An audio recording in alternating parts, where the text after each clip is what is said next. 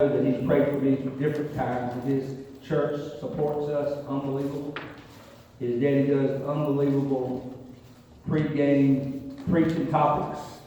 Sometimes we have no idea. But at this time, I want you to give a hand to Jadon Olsen.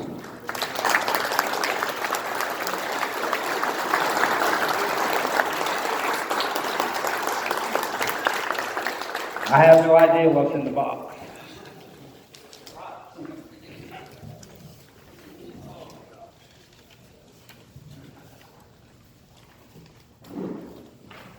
Let me just say, as soon as Jadon gets through, I was supposed to do this. It's an honor for me to, I think Johnny has been at every one of our banquets. And Johnny's an unbelievable person to work for. So when Jadon gets through, our director from North Carolina, Johnny Evans, will come up and introduce our speaker. Good evening. Good evening. Can everyone hear me in the back? How about in the front? How about in the middle? That's good. I'm really nervous right now, actually. Not because I'm giving this speech, it's because I'm a Tar Heel stuck in the middle of a wolf pack and there's only one of me. But how about them Tar Heels last night, though? I want to start off with a question. And anyone can just answer with a shout out. You don't have to raise your hand. This isn't class. What does the word impossible mean?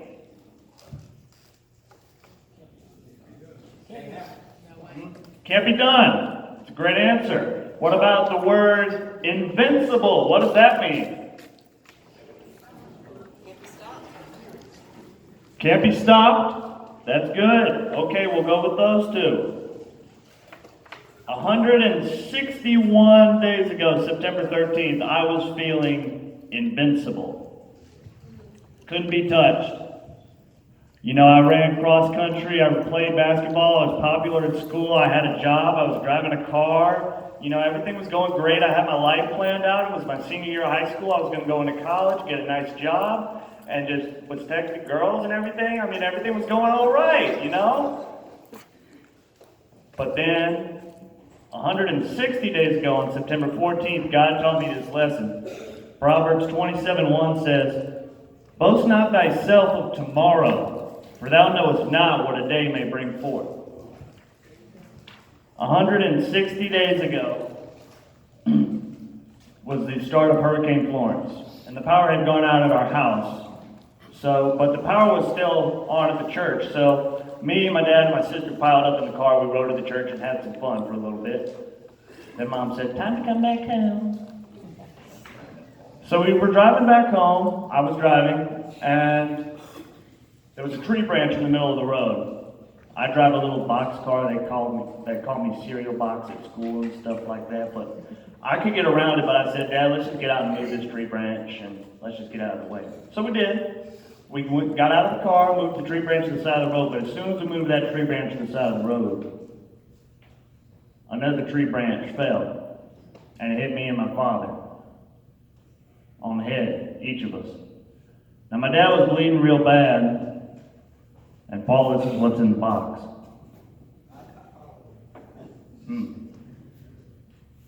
This was my dad's shirt he was wearing during the night of the accident.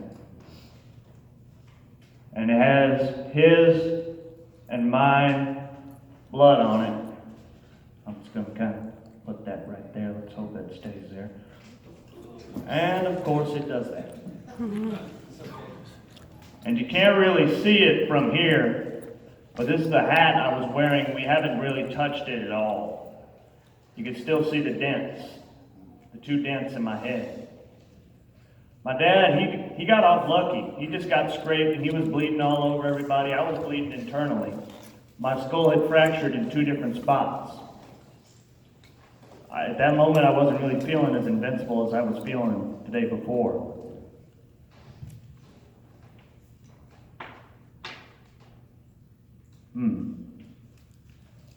Let's see if I can move my next point here before I cry. So, they rushed me to the hospital in Scotland, and because the storm was starting and the wind was going, they couldn't airlift me to Charlotte or Chapel Hill. And the weather was worse in Chapel Hill, so that was not an option. So they had to take me to Charlotte.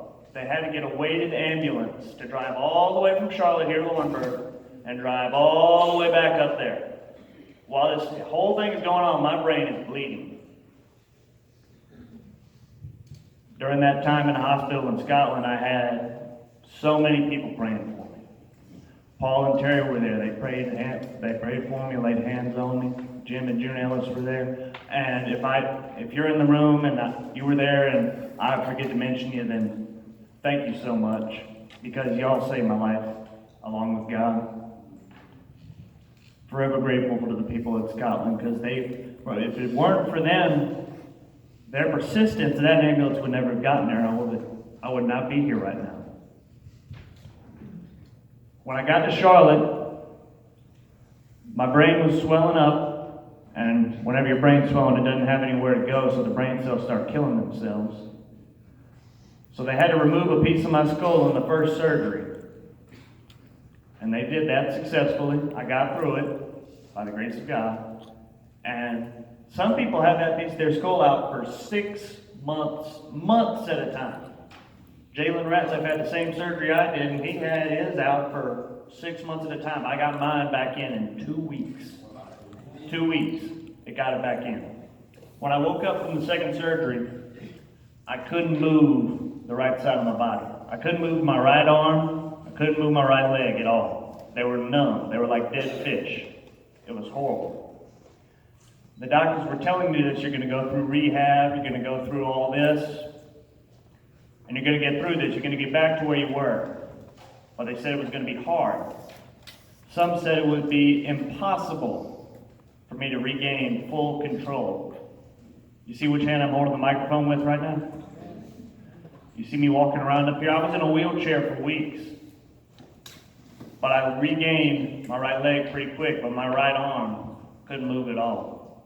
And we had a video projection. I was going to show you all a video of me doing some arm movements, but they said it was impossible. Remember what we said about that word impossible?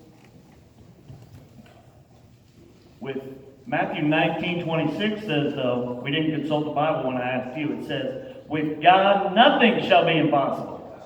Philippians 4:13 says, I can do all things through Christ that strengthens me.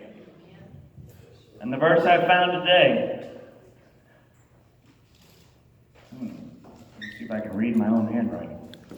Psalm 18:29 says, for by thee I have run through a troop, and by my God I have leaped over a wall. I have finished all of my therapy. I've done with therapy with the right hand. They've declared my right hand to be fully healed.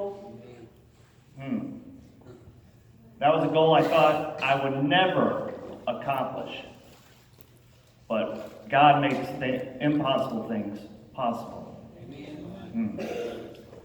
You know, during this whole process of things, a lot of people when they wake up with these kind of things, they kind of say, darn God, I hate you. Why did you do this to me? Why'd you do this to my family? Why'd you do this? I wasn't really like that. Because I was a Christian guy. I mean, I knew when bad things happen to people, but I did ask God this. I said, why, God? Why have you dealt me this hand? Why have you given me this thing for me to do?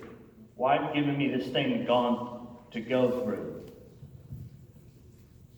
Later on, in my early stages in the hospital, I was still asking that question. And I knew this verse, found this earlier today in the Bible during my devotions. It says, 1 Thessalonians 5:18 says, in everything give thanks, for this is the will of God in Christ Jesus concerning you.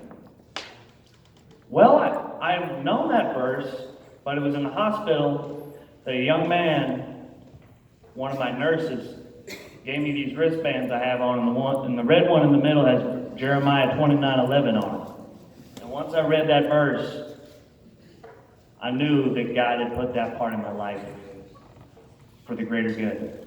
Jeremiah 29:11 says, for I know the plans I've made for you, plans to prosper you and not to harm you, plans to give you a hope and a future. it was when I read that, then I said, okay, God, I know what you got planned for me. You got a plan for me. I may not know what it is, and I may not know why the heck I'm going through this way, but I know it's prospering me. And for all of y'all, any of y'all going through something right now, God, whether it's good, bad, you can't really see the light. There is a light. And it's a part of God's plan for your life. God puts you in every situation that you're in every day because that's His plan for you. And it's a plan to prosper you and not to harm you. It's a plan to give y'all a hope and a future. I'll close with this. When we leave here tonight, let's not plan tomorrow, because we need to be ready for today. I wasn't ready for tomorrow. I was 17 years old, man. I had my whole life ahead of me. I was going to be a Christian when I got to be an old man and I had nothing better to do. I wasn't worried about God. All y'all young football players in here, and everyone else in here, need to worry about God today and right now. So as we go out of here tonight, let's think about this. Let us walk out of here. Well, since we're athletes, let's run out of here. 2 Corinthians 5:7 says, for we walk, but we're going to run out of here tonight. For we run by faith, not by sight. Let's run by faith tonight when we go through here, and not by sight. Thank you.